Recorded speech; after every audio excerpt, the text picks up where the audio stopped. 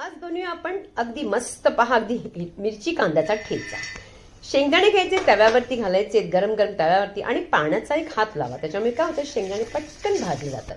आणि पहा, पटकन भाजले गेले, काही वेळ लागत नाहीये. शेंगदाणे काढायचे आणि त्याचबरोबर त्याच तव्यावर गरम गरम तव्यावरती तेल घालायचे.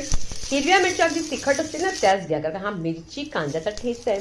लसणाच्या पाकळ्या घालायचे, छान असं भाजून घ्यायचे, त्याला काढायचे आणि थंड करायचे. शेंगदाणे थंड झाले त्याला थोडंसं खलबत्त्यामध्ये करा, तुमच्याकडे नसेल तर मिक्सरमध्ये करा. आणि काढलं आणि नंतर आपण लसूण आणि मिरच्या तेही त्याच्यामध्ये ठेचून घ्यायचे. सगळं अलग ठेचून झालं की आपण फोडणी देवा. त्याच तव्यावरती तेल टाकलंय, कांदा मोठासा टाकायचा आहे आणि त्याला थोडासा तांबूस करायचे. त्यानंतर आपण हा ठेचा जो बनवला होता तोही टाकायचा आहे. सगळं अगदी व्यवस्थित परतून घ्यायचे. नंतर घालायचे शेंगदाण्याचा कूट, तो सुद्धा परतून घ्यायचा आहे.